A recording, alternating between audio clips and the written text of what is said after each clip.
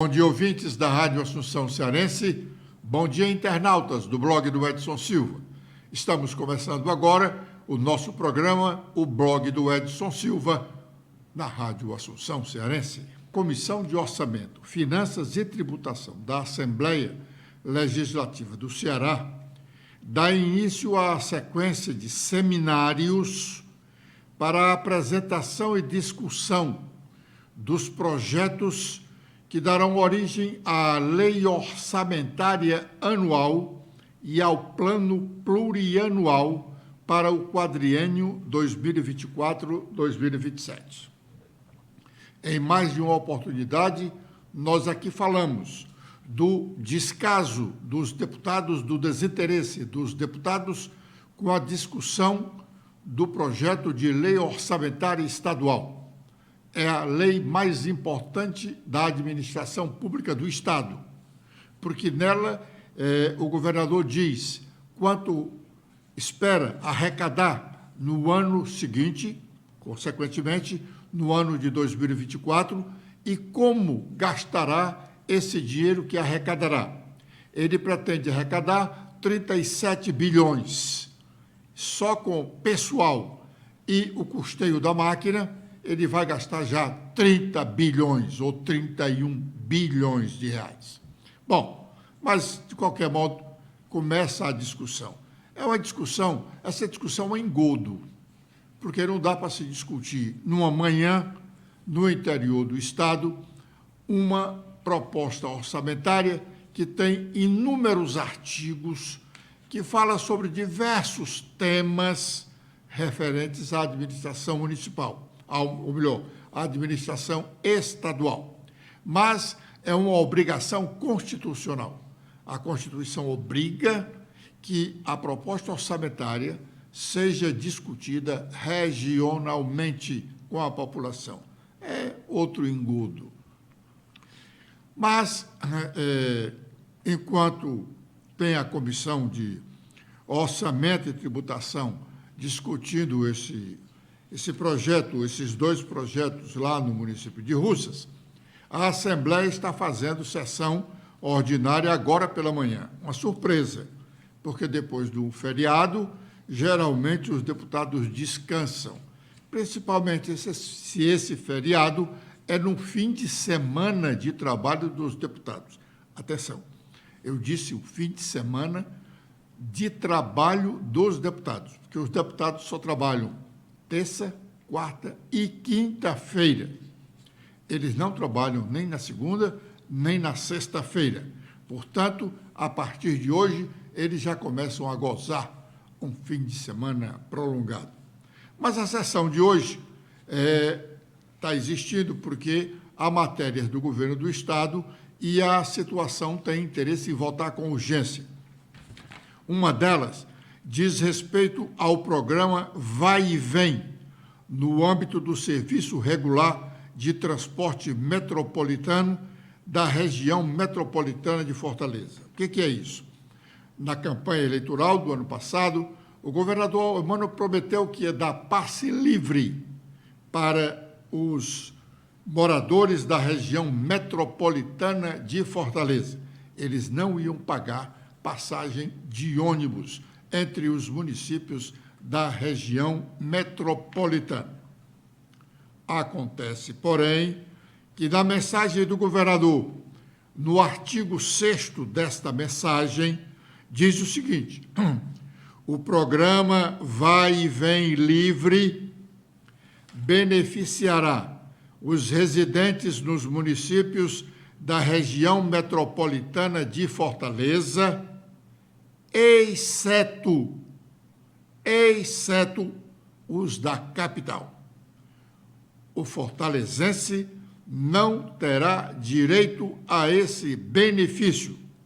Diz mais o artigo, vou reiniciar a leitura, porque enfatizei essa história da exceção dos fortalezenses. Diz o artigo 6º do projeto de lei do governador: o programa Vai e Vem Livre beneficiará os residentes nos municípios da região metropolitana de Fortaleza, exceto os da capital e abrangerá categorias específicas de usuários previstos em decreto do Poder Executivo, o qual também, decreto, disporá sobre a forma, as condições e os limites de sua implantação, observadas as restrições e exigências orçamentárias e fiscais. A oposição já começou a fazer questionamentos com relação a essa matéria, mesmo antes do início da sua discussão, o que aconteceu na última terça-feira. A polícia cearense é uma das que mais matam no Brasil. Atenção, a polícia cearense é uma das que mais matam no Brasil, segundo uma publicação da Agência Brasil na manhã de hoje. Amanda. Olá, Edson. Olá, internautas do blog Edson Silva. A Agência Brasil destaca que a cada 100 mortos pela polícia em 2022, 65 eram negros, como mostra um estudo publicado. O número de pessoas mortas pela polícia em apenas 8 estados brasileiros chegou a 4.219 em 2022. Desse total, 2.700 foram considerados negros, pretos ou pardos, pelas autoridades policiais, ou seja, 65,7% do total. Se considerados apenas aqueles com cor, raça informada, a população de negros chega a 87,4%. Os dados são do estudo Pele e Alvo, A Bala Não Erra o Negro, realizada pela Rede de Observatórios da Segurança do Centro de Estudos de Segurança e Cidadania, e divulgado na última quinta-feira, nessa quinta-feira 16, com base nas estatísticas fornecidas pelas polícias do Rio de Janeiro, de São Paulo, da Bahia, de Pernambuco, além do Ceará, Piauí, Maranhão e Pará, com base na Lei de Acesso à Informação. Dos 8 estados, apenas o Maranhão não informou cor ou raça de qualquer um dos mortos. Já nos estados do Ceará e do Pará, há um grande número de mortos sem identificação de cor ou raça. São 69,7% e 66,2% do total, respectivamente. Difícil caminho dos trânsfugas do PDT cearense. Ninguém os quer. O mesmo líder já convocou prefeitos que se filiam ao partido do governador de plantão para trocarem com ele de partido. Cid Gomes já levou o mesmo rebanho de prefeitos, vereadores e outros para o PSB, para o PPS, para o PROS e agora quer levá-los do PDT, sabe-se lá para onde. De onde está de saída, o senador Cid Gomes quer levar o grupo com ele. Agora será mais difícil, porque o pessoal quer ir para o PT, do governador Elmano, ou um outro partido que seja abençoado pelo governador. O pessoal do Cid, como ele, claro, é todo fisiologista. Agora é o momento de sabermos quais as nossas manchetes. Letícia.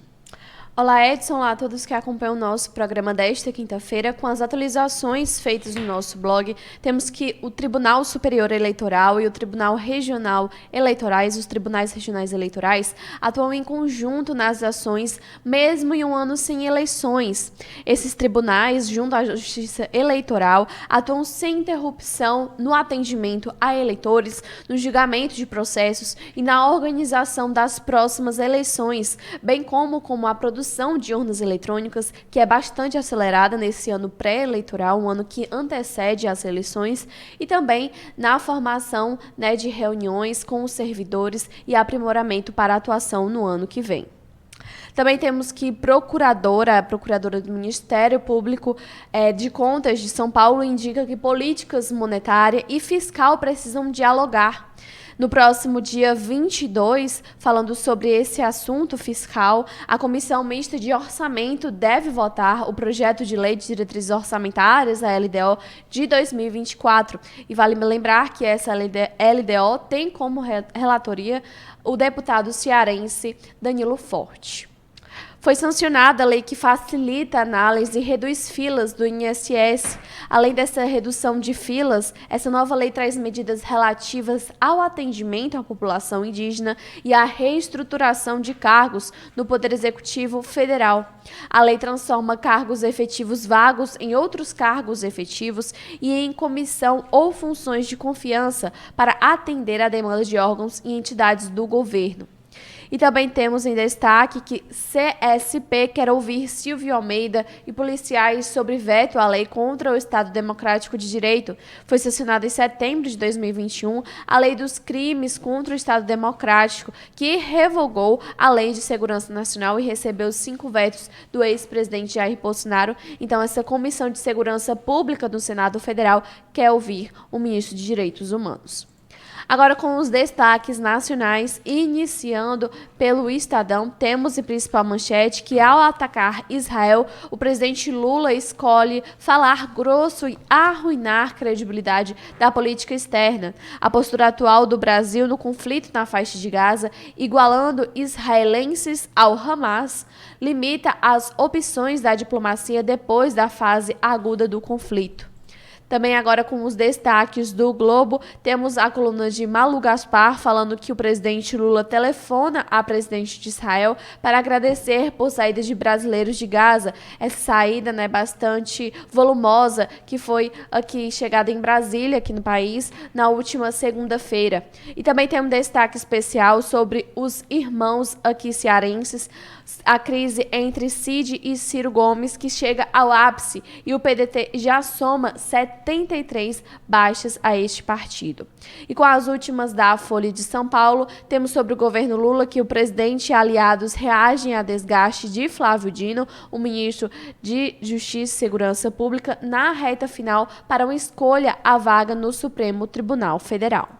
O Tribunal de Contas do Estado do Ceará elegeu na última terça-feira os conselheiros que comandarão a Corte de Contas cearenses a partir do próximo ano. O conselheiro Holden Queiroz será o novo presidente da Corte. Para nós, logo depois de eleito, ele disse que tribunal vai querer na sua gestão. Vamos ouvi-lo. Holden, qual é o Tribunal de Contas que o senhor quer na sua gestão? Eu quero um Tribunal de Contas engajado com a sustentabilidade. Sustentabilidade em todos os aspectos, não só ambiental. Então, o tribunal ele tem essa questão ambiental que é importante, tem a questão do combate à pobreza, tem a questão do combate à desigualdade. Então, tem vários aspectos que a gente deve agir. Então, como até eu mencionei no meu discurso, tem várias ações de tribunais que já tocam nessas temáticas, né? Então, nós estamos num processo acelerado de desertificação. O tribunal agiu já, tem uma ação a esse respeito. Tem ações na educação, tem ações contra a primeira infância, então eu quero aprofundar esses aspectos. O tribunal é antenado com o século XXI, com as principais questões, as questões dos objetivos sustentáveis, do desenvolvimento sustentável. Acho que esse é o foco da minha gestão. Melhorar a política pública para que ela chegue ao cidadão de forma eficiente e eficaz. Doutor Holden, o Tribunal de Contas do Estado é o principal órgão de fiscalização externa da administração pública no Estado do Ceará. Hoje, o Estado e municípios, né? E outros órgãos, o Ministério Público, a Assembleia Legislativa, o Tribunal de Contas.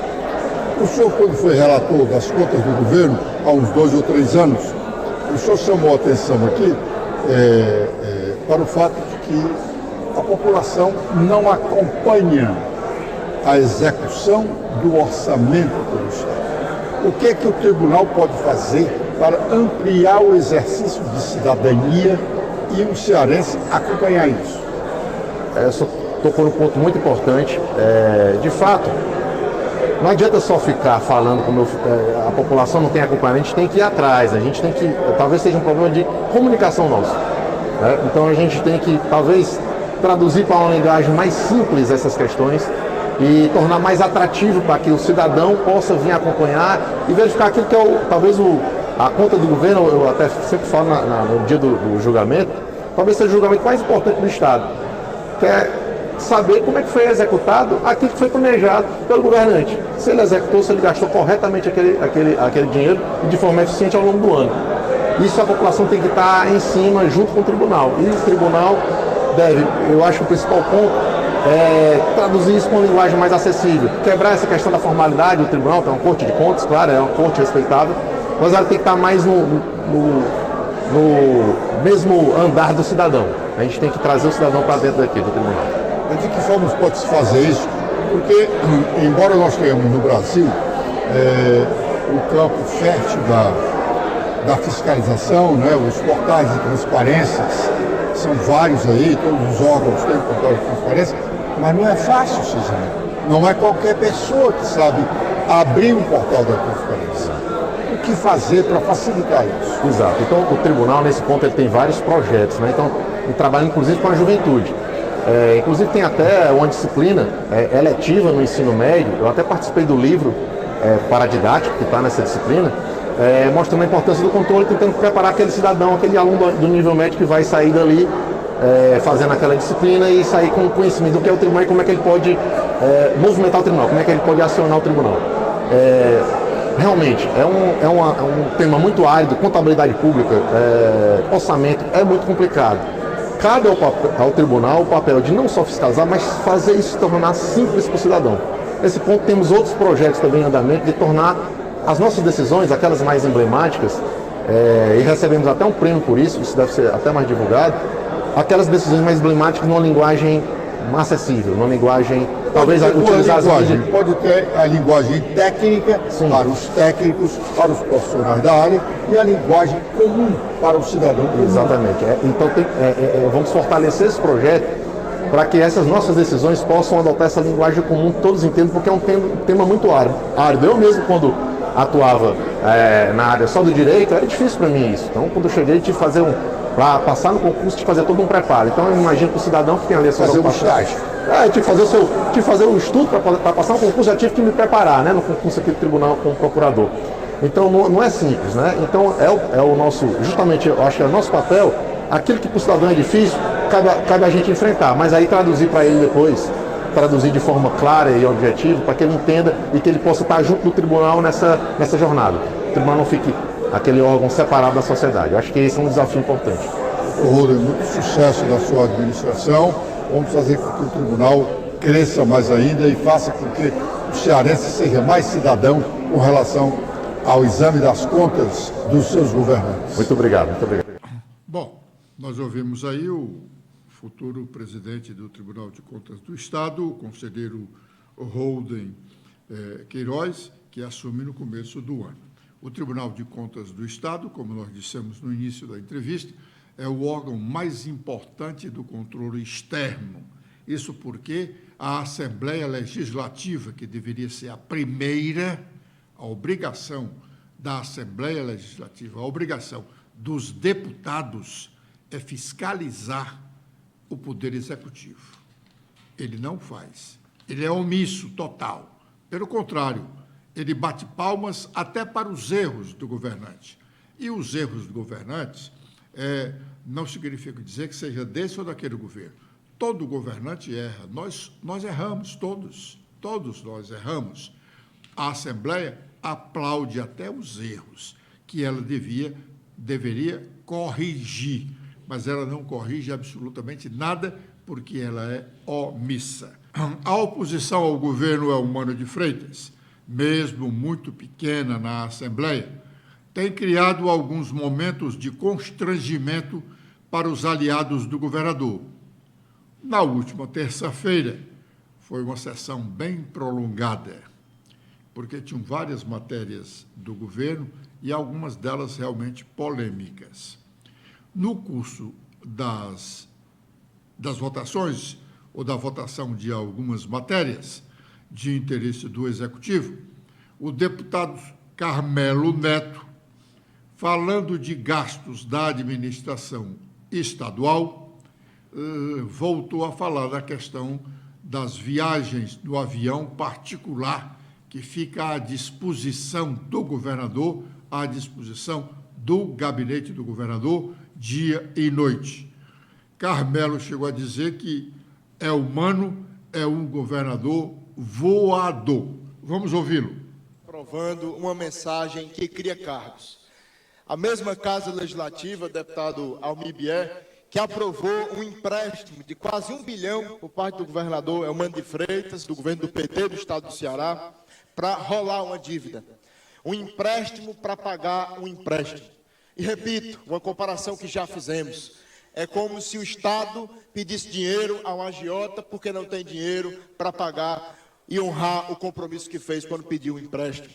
E esta casa, na contramão do que diz o governador quando aumenta o tributo. Porque quando o governador decidiu aumentar o ICMS e enviar para esta casa, na primeira semana de trabalho, uma mensagem nesse sentido, ele disse que precisava aumentar para honrar as contas do Estado, que o Estado precisava de dinheiro. E aí, logo em seguida, criou mais secretarias e agora, mais uma vez, cria cargos. Ou seja, dinheiro para quem, governador? Dinheiro para o senhor gastar 10 milhões em poucos meses do ano com fretamento de aeronaves, com jatinhos? É a farra dos jatinhos, meus amigos, no estado do Ceará. É o governador voador Elmano de Freitas. E agora, deputado Reginaldo, esta casa se depara com mais uma mensagem que é um completo contrassenso. Porque o governador que disse que precisa equilibrar as contas do Estado e para isso vai aumentar imposto, está aumentando cargo. Atenção, povo cearense, povo que está me assistindo, é para você pagar a conta. É por isso que no próximo ano você vai pagar uma energia mais cara, uma gasolina mais cara, porque o aumento do ICMS em 2% vai valer a partir de 2024. Por isso eu sou contra o aumento de cargo e inchaço da máquina pública. Obrigado, senhor presidente. Bem, na verdade, a oposição, como dissemos aqui, é pequena, mas é valente. Essa oposição é pequena como a oposição da legislação do governo anterior, mas essa é mais vibrante. Ela fala mais, ela discute mais, ela cobra mais. Isso é que deve ser a Assembleia. E, aliás, essa cobrança não deve ser apenas da parte dos oposicionistas, não. Os governistas deviam fazer também cobranças, fazer recomendações ao governo, questionar algumas providências do governo. Este ano, a Assembleia é tão omissa, está sendo tão omissa, que ela vota uma lei hoje e daqui a 30 dias ela tem que revogar essa lei pela própria iniciativa do governador. O governador manda um projeto de lei sem pé nem cabeça. Os deputados aprovam cegamente. Um mês depois, poucos dias depois, o governador reconhece que não tinha sentido aquela proposição. Manda uma outra, revogando esta, e os deputados, de cabeça baixa, balançando a cabecinha, aprovam como se nada tivesse acontecido. Logo no início do programa, nós falamos da dificuldade dos trânsfugas do PDT. É uma prova de que esse pessoal é fisiologista, é a posição do deputado Evandro Leitão. Ele disse que era preterido no partido, perseguido. Por conta disso, conseguiu uma carta de anuência, até homologada pelo TRE cearense, mas questionada pela direção nacional do partido, porque foi numa oportunidade que o senador Cid Gomes estava presidindo eventualmente o PDT do Ceará e conseguiu essa carta de anuência para o Evandro. O estatuto do partido proíbe carta de anuências. Pois bem, o Evandro conseguiu essa carta de anuência, foi à Justiça Eleitoral, a Justiça Eleitoral reconheceu a validade desta carta de anuência, mas o Evandro não deixou aí do partido. Por que não deixou o partido? Não confia na carta de anuência, na decisão do TRE cearense? O que há? Na verdade, o deputado Evandro, fisiologista como quer ir para o PT. E a porta por onde ele quer entrar no PT não está aberta. A pessoa que está lá na porta não tem autoridade para abrir a porta. Portanto, o Evandro continua no PDT e provavelmente não ingressará no PT. Ele pode até ir para o Republicanos, mas isto só Deus sabe quando, porque ele não tem coragem de, utilizando-se da carta de anuência, com a decisão mesmo do TRE, ele não tem coragem de ingressar no outro partido, com medo de perder o mandato, mas vai perseguir esse objetivo de ir para o PT. O restante do partido, os prefeitos podem sair a qualquer momento. Os prefeitos e o senador Cid Gomes não têm nenhum impedimento legal para saírem do partido. A lei faculta a eles essa possibilidade. A lei eleitoral, a lei que cuida da fidelidade partidária, garante aos detentores de cargos majoritários mudarem a qualquer tempo de partido sem serem molestados pela justiça ou pelos suplentes, ou pelo próprio partido. Eles não saíram agora ainda porque não querem. Querem fazer algazarra, querem ganhar manchetes, querem estar na mídia, porque os prefeitos podem sair sem nenhum impedimento. Eles também não saem, porque quase todos eles querem ir para o PT. E o PT não quer abrir essa janela para esse povo. Mas aí por que eles não vão para o PSB? O PSB, que é um partido aliado do PT, é um partido de esquerda, e aqui no Ceará está sendo comandado pelo ex-governador Camilo Santana, que colocou na presidência do partido o seu pai, o Eudoro Santana. E por que eles não vão para o PSB, que é um partido também abençoado pelo governador? Quem está no PSB está no governo. Eles não vão para o PSB porque o PSB não oferece garantias para eles. O PSB é em razão da negociação da direção nacional com a direção nacional do PDT, tudo indica que o PSB vai ficar na eleição municipal em Fortaleza com a candidatura de José Sarto, o que o pessoal que faz oposição no PDT não quer. E para onde, então, vai esse pessoal? Nenhum partido está querendo abrir. Embora diga da boca para fora que aceita, mas ninguém quer, porque sabe o tamanho da confusão que esse pessoal pode fazer. Com esta observação, nós estamos encerrando o programa de hoje, agradecendo a honrosa audiência dos ouvintes da Rádio Assunção Cearense e internautas do blog do Edson Silva, com a promessa de voltarmos amanhã, a partir das 11h45, com a proteção de Deus. Letícia. Eu também faço meus agradecimentos a todos que acompanharam o nosso programa de hoje. Vocês podem ver mais notícias apontando a câmera do celular de vocês para este QR Code. Espero revê-los no nosso programa de amanhã. Até lá!